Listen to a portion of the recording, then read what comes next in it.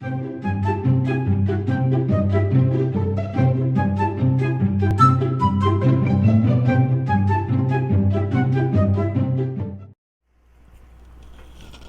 guys, how you doing today?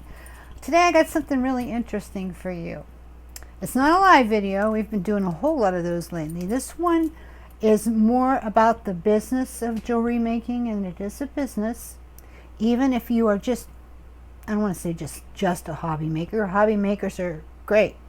But no matter what you do, whether you make it for yourself and for friends, or if you sell a little bit of it here or there, or you mean to go into it in a big way, you need to be able to look at a piece and know what you have in it.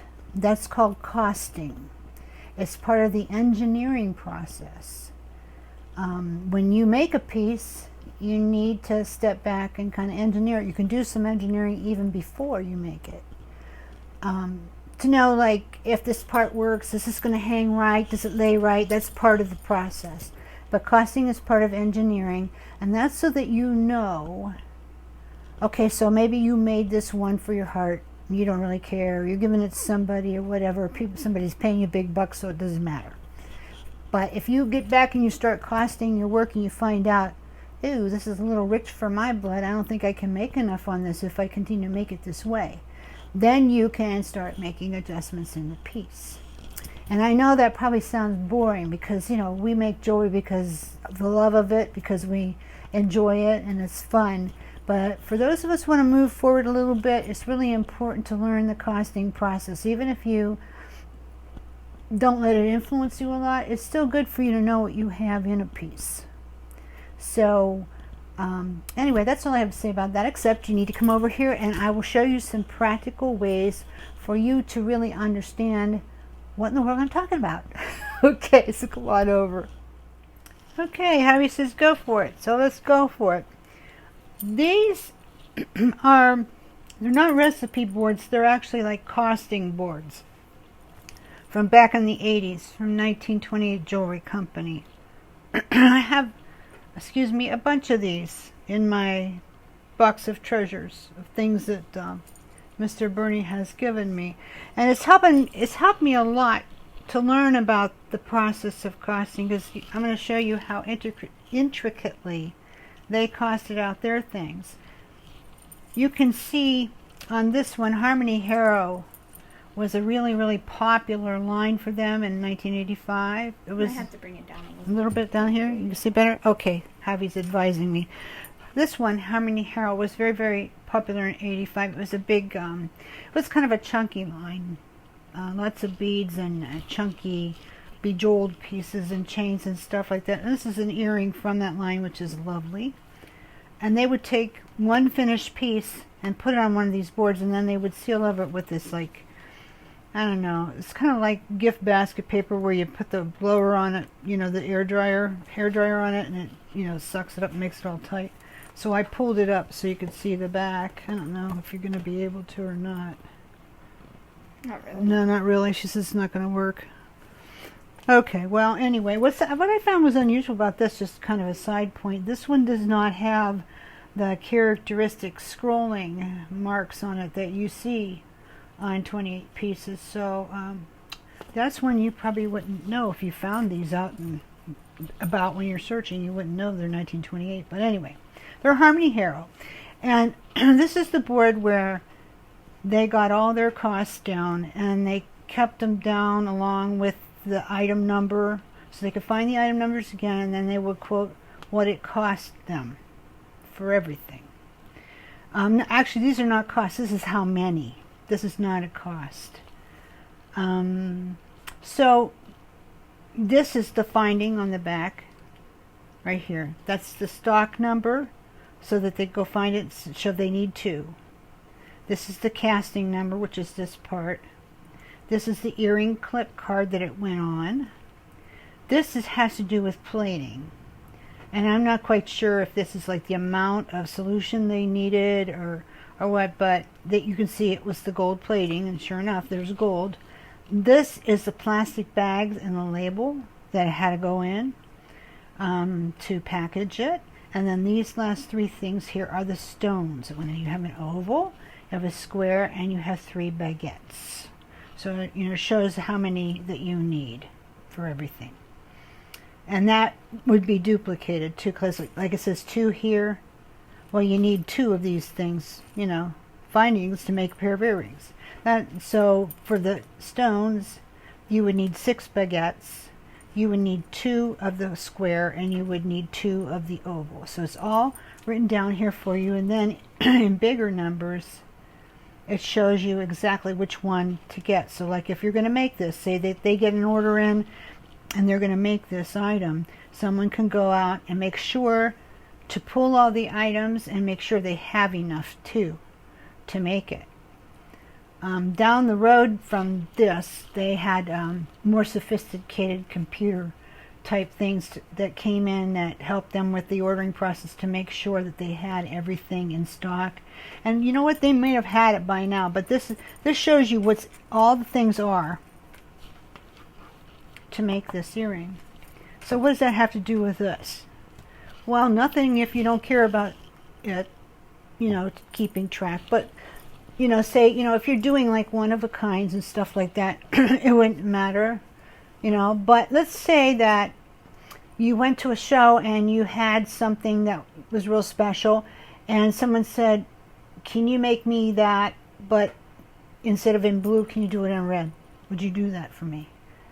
Well, say you have the parts, you think so, yeah, but now you may have to go home and scramble to look to see where the parts are. Maybe you have to order them in. You have to remember, where did I get them?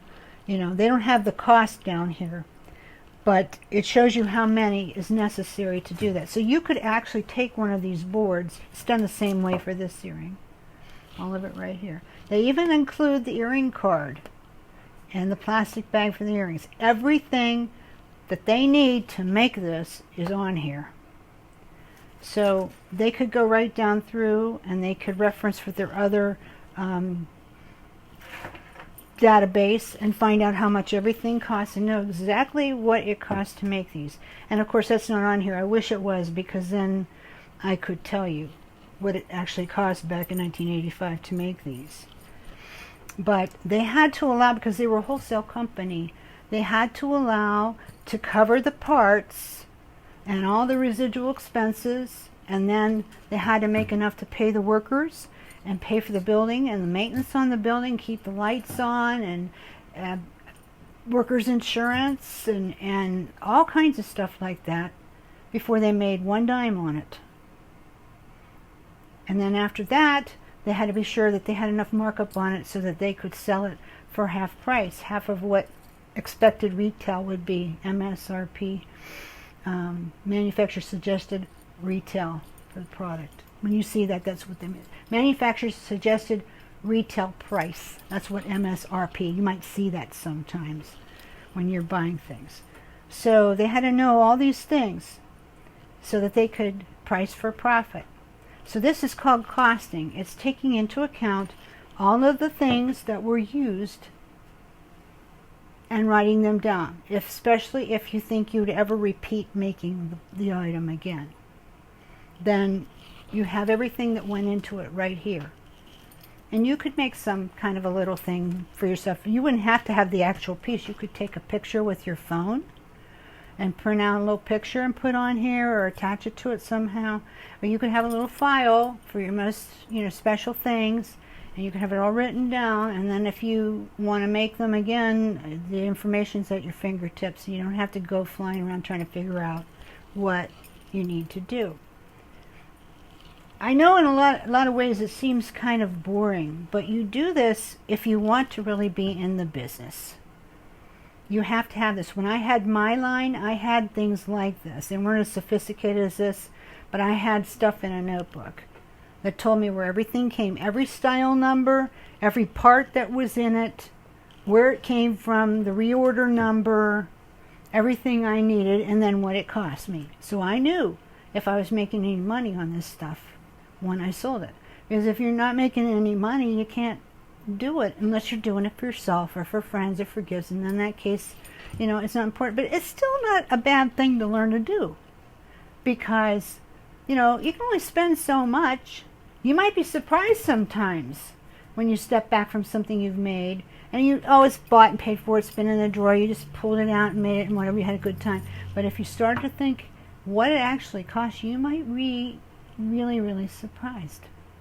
So costing is pretty important, especially for people who are professionals or aspire to be, or people who are like what I call heavy-duty makers. They're doing a lot of shows. They have to keep their hampers stocked and they're full of stuff and they have to have them ready to go. So they have to remake things sometimes, and then they've got their information there. But this is only part of engineering.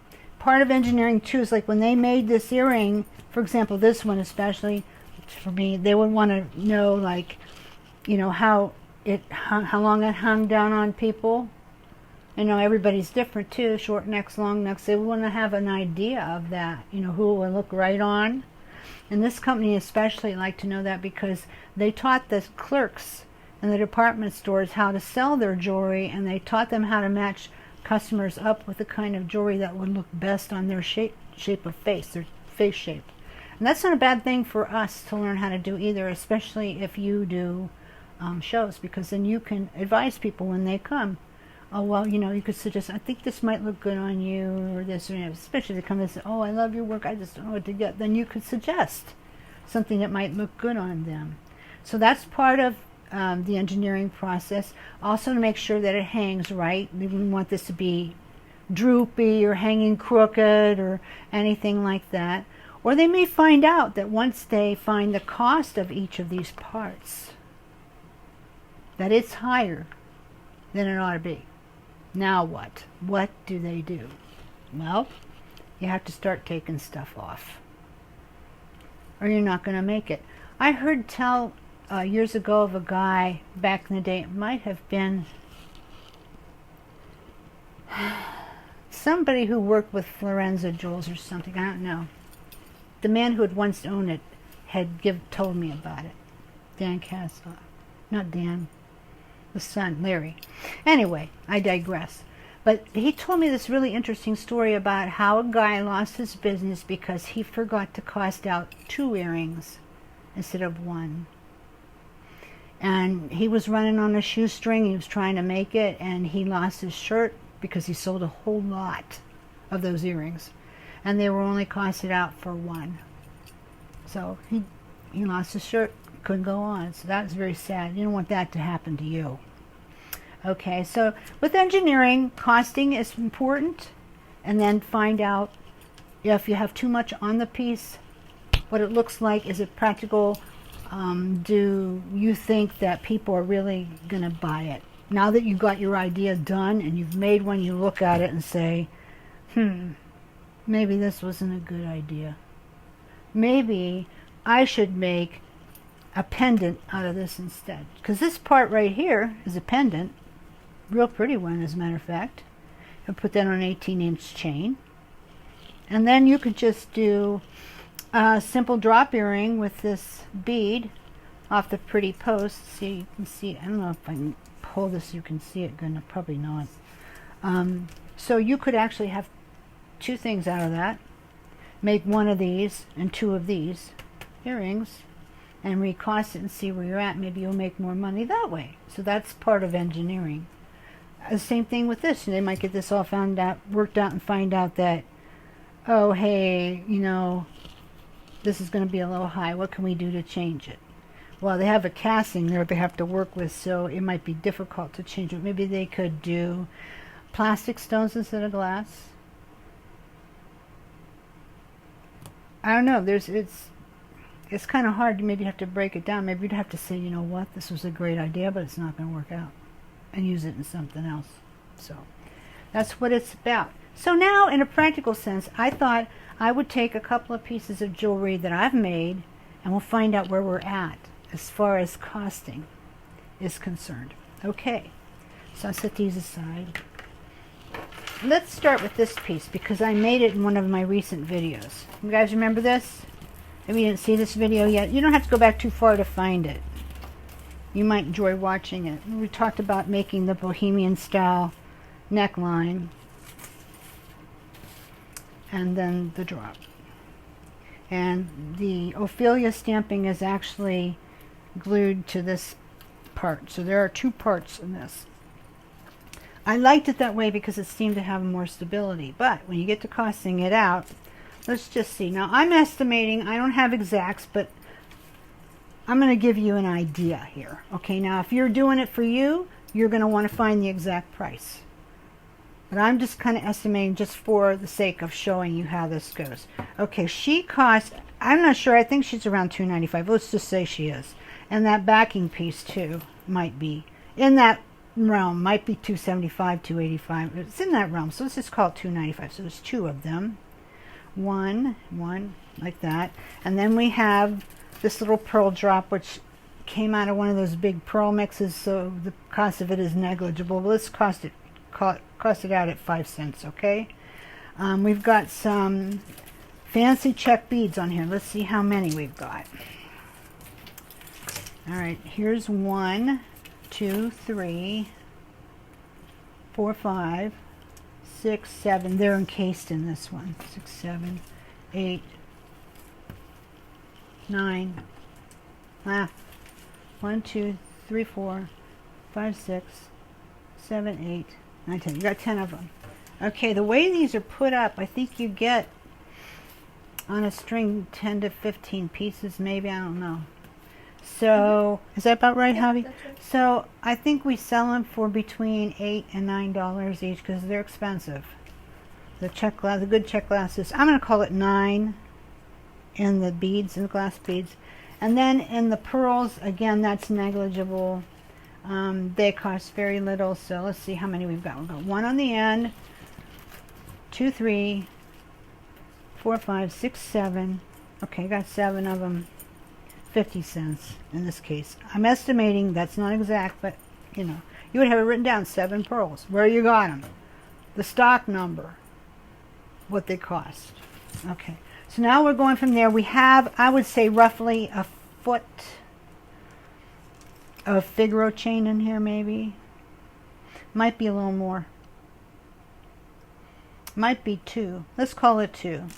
So I think that's, this is the lesser expensive one, so I think that's like $2.95 a foot, so 2 feet.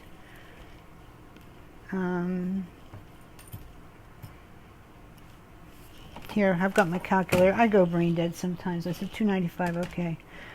$2.95 times 2, $5.90, okay. So that's what you have in the chain. You got a little lobster claw clasp on here. That's like, I don't know, let's say 50 cents. It might be a little more than that, let's say 50. And you've got a bunch of jumps on here. I'm not going to count them all, but there's not a lot. Let's just say you have 25 cents in jumps.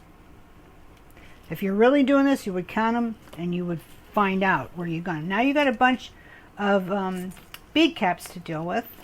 So here's one like this, 2, 3, 4, 5, 6, 7, 8, 9, 10, 11, 12, 13, like that.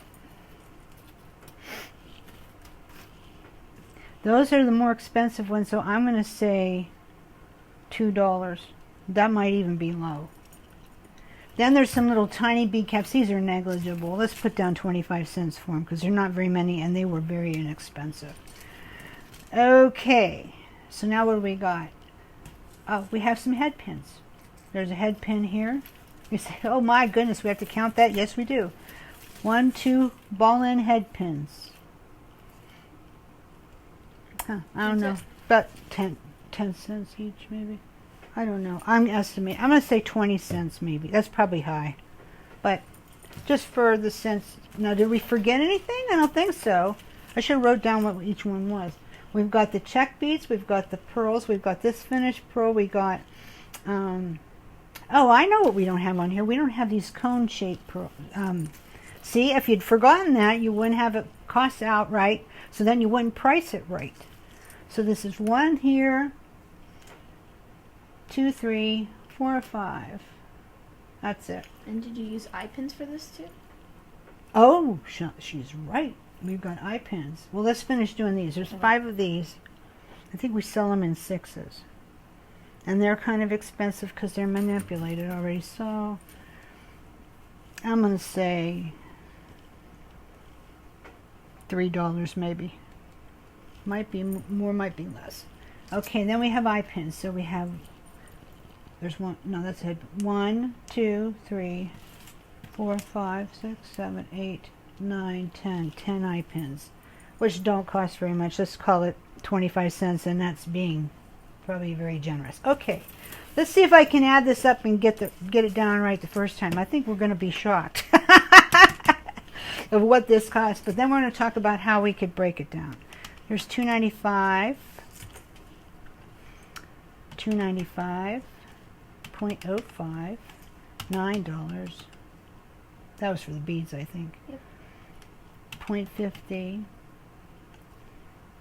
$5.90, 0.50, 0.25, $2, 25, 20, $3, 25. That's what it cost you before labor. Now, you have to figure out how much time do you have in this.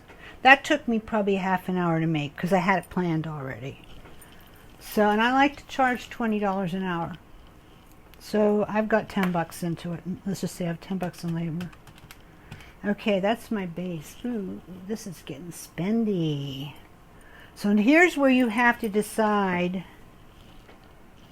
Because if you charge this, if you charge $38 for this, you're probably going to sell it all day long. People will pay that. But if you do that, then you are getting paid for your time, and that's it. And I don't think that's enough. And most of you who have sold for a while would say, no, it's not. Some like to mark up 2 more times from this. Some like to mark up 3, some even 4. Myself, I usually go 2, 2.5, depending on what the item is. So if I went 2 times on this, the selling price would be $75 and change. If I went a half, I don't know what's half of. Let's just keep that figure down here, 75.50. Let's just erase it. What is half of? What was it? 37.75. I don't know. Mm-hmm. Let's just say it was 37.75 by half. Did I do that right? No, you didn't. I didn't think You I missed did. the one. Okay, 37.75 divided by 2. Okay, so we would add that on here if we do 2.5 time markup. And so it would be a 3, 4, 94. Ooh! $95? Really? Do you think people would pay that much for this? In some places they would. But by and large, I think this is a $45 max piece. What do you think, Javi? I was thinking the same thing. Yeah, 38 to 45, and you'll sell it. You might sell it at 55. You get up more than that, and I just think people are going to look at it and say, I can make it myself. Yeah. But then they'd be surprised, wouldn't they, when they find out how much they have in parts. Of course, your parts are priced at retail. And, you know, when you buy stuff from us, a lot of times you get stuff discount or even given to you once in a bit. So, but you always want to cost out at full retail, what you would have paid in the max situation. Don't say, what was the price I paid for that? It was in a bag of junk, blah, blah, blah. You know, go ahead and price it out generously so that you know you're always covered. Okay, so now what can we do? Well, we can go ahead and put $95 on it and hope for the best. I don't know, guys. What could we do to make this cost less? I got a few ideas. You could take the Ophelia stamping and not put it on this piece. Now, I like it stabilized on here, but you'd save $3 to do that. And you could hang through here and through here. And you could hang the bottom piece on here. You could take a lot of these extra bead caps off. You would not have to use so many of these. I like them because you got an accent halfway up. I think that's good design.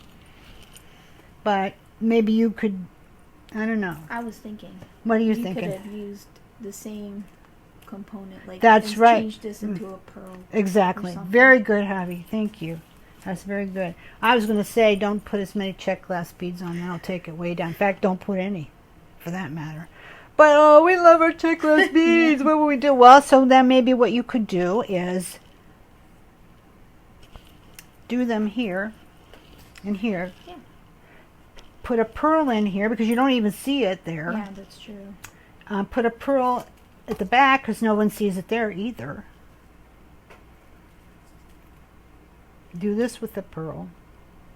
And then just have 2 of the colored ones here.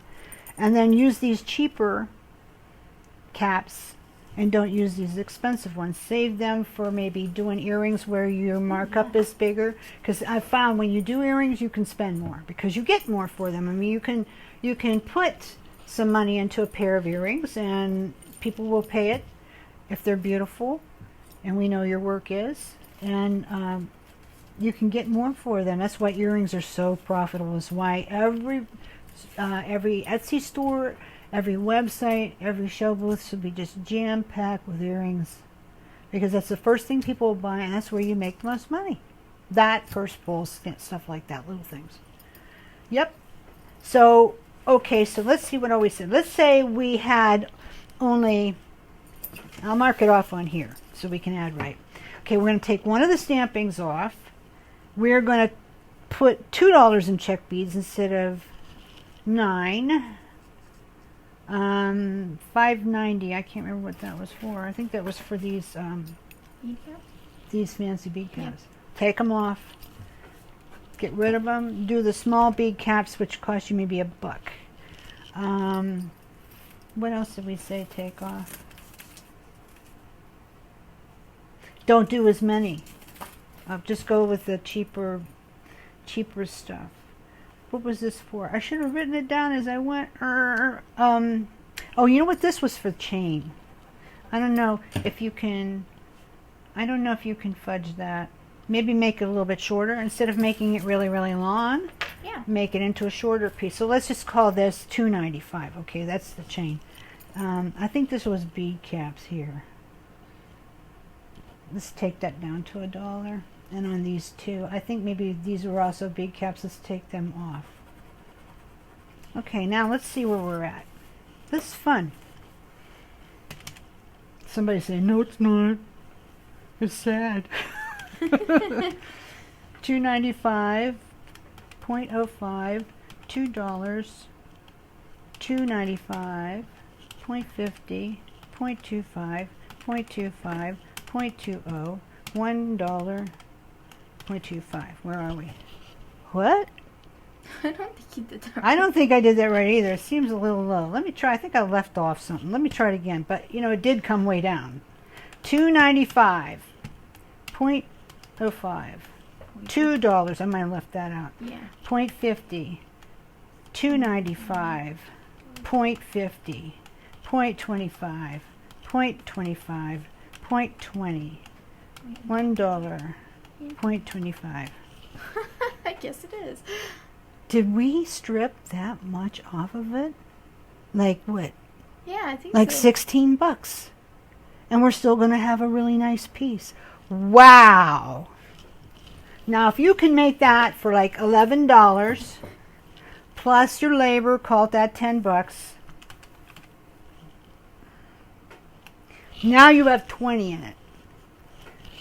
That includes your labor, but you got to get more than that. So some people say, well, triple that. If you think you can get $60 for this, go for it. But remember, you're not going to have as much check glass on it, and maybe you're shortening the chain. So people may not perceive the value to be, you know, $60. I don't know. You might toy with it. You might make it like 58 or 54 and see what happens. You can always go down. It's hard to go back up. Or you could decide, you know what, I love making this.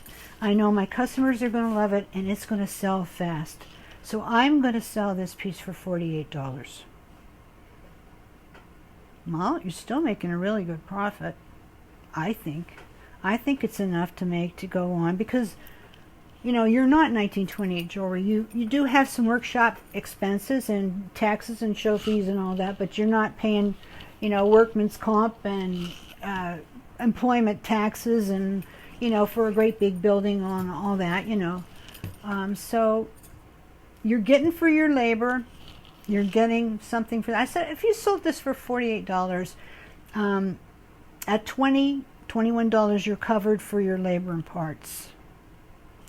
If you just said, okay, $5 for, you know, my expenses and all that toward all of my composite expenses, you could have to figure out a formula. There are some formulas out there, but at the end of the day, you got to tweak it. So let's just say you got $16 into it. Profit. That includes your labor. You're still getting money for your labor, still making $32. If you love making this piece, I would say go ahead and make it and you're okay. So long as you make it in colors and stuff you think people will like. So that's just an example, you know, of how something costed out kind of high. And then we price it out. Because costing it is just getting the cost of this. It's just the stuff on here. That's costing. And then the engineering is see if this hangs right in that, which I can assure you it does. So costing then branches over to pricing, which is where you start adding stuff up, adding in your overhead, your labor, you know, all that stuff, and then some more for profit to find out where you come out. And then, you, as you can see, you jiggle it. You jiggle it for where you live. Some of you might say, well, I don't think I could, I think I could only get $38 for that. Okay, so you make $22 profit. If you're happy with that, if you can sell it fast, it doesn't matter. Not to me. Maybe it does to you. That's your opinion. It's mine. I'm sticking to mine. That's how I've done it. Maybe that's why I never got rich. I don't know, but How about if somebody sells it in different colors? Like yeah. they have to profit it by the colors? Well, being honest, let's just say you made this and you did check beads and you used check pink beads. I don't know if any of you guys have ever noticed it, but pink is always way more expensive than any other color in check beads. Why that is, I do not know, but it is. So if you use pink check beads, it goes way up. So if you stay with the earth tones, they usually cost less. But not everybody likes them. Most people gravitate toward jewel tones like ruby red and sapphire blue and emerald green. Stronger colors, jewel tones. But at the end of the day, these colors look best on over half the people in the world. The other half need the cooler colors, but still you're going to have a lot of people this looks good on. But they may not be attracted to it right away because it's earth tones. But the eyes sometimes will go toward jewel tones, just jewel colors. So that's another thing you have to think about. A lot of things you have to think about, and that's part of the engineering process. So if you're completely baffled now, feel free to ask me questions. Don't challenge me. Just ask me nice, and I'll tell you what I know. I know a good bit about it. I don't know everything. So if you want to leave an opinion, you can do so nicely. The main thing is that you cost your stuff properly. You know where you got your parts. And then you take that and you price it for profit. And if it doesn't work out, start stripping stuff off. Or if you don't want to, then go ahead and go for it on the price and see what happens. Maybe you'll be one of these people that just can sell it. So anyway, that's how it goes. And that's my lesson for today. I hope you learned something from it. But this is one of the things that we talk about in the Build a Line Challenge class, which is starting on January 8th, I think it was. And I'm starting to take payments for it on the 6th of December, so that's coming right up. The cost for the class is $95. That is for 3 months of instruction. It comes out to $1 a day. You spend more than that on gum. It's not in real time, so you don't have to worry about getting off work or take care of kids. You can watch it in the middle of the night if you want to. You don't have to come every day if you don't want. You can come when it's convenient for you, but I would say you need to come several times a week to keep up. We cover a lot of subjects. This is only one, and I'd even do the whole thing. This is only one. And I gave you a practical example, which is 1928 jewelry, when I know from working with them and the different things that they've given me, and from doing the book. And there's a whole chapter in that book, too, on the engineering costing out processes. Well, it's a big chunk of the chapter anyway. So that class starts soon, and the way it works is you have to be on Facebook, It's done in a private group, okay? And we teach by threads and modules. There are things that you can print out and keep, and there will be videos associated with that class. Some of them will be videos that I've already shown on YouTube. Some will be ones made expressly for the class, and no one will see them but members of the class, because that's fair. They paid for the class, right? You can also, if you've taken the class before, you can do it again for $75, and you can also audit the class for $60. And that means that you simply are allowed into the classroom and you can listen and watch, but you can't ask questions, you can't speak in class, and you don't have to do the class project, because there is a class project. So, you know, if you don't do the class project, that's fine, but you don't learn as much if you don't. So I would say, if you've not taken it before, be bold, jump in. It's great for beginners. Why not learn the right way from the beginning, right? Okay, guys. Well, I wanted this to be a short video, but I don't think it is. I don't think I could say it all in a short amount of time. I'm looking over here, 33, it's going on 34 minutes. That's the best I could do. But anyway, I hope it helped. Ask questions if you want. You can message me at Facebook as well. Why don't you? So that you can come be part of the Facebook group that we have over there. It's fantastic. And if you like my videos, I would like to ask you for a couple of favors. Leave me a thumbs up. It just makes me so happy when I see those thumbs up. It really does. You guys don't know. And I work really hard, so I need that little boost of my confidence and energy, just like anybody else. And another thing, subscribe to my channel, and that way, whenever we do something new, you'll see something come down in the bottom of your computer screen to alert you. Oh, Brenda Sue just made something new. There's something new from Bisa Boutiques. So anyway, it was great getting together with you today, and enjoy the learning process, and let me know if you'd like to be in Build-A-Line this year. We got plenty of room. Okay, bye-bye. Bye.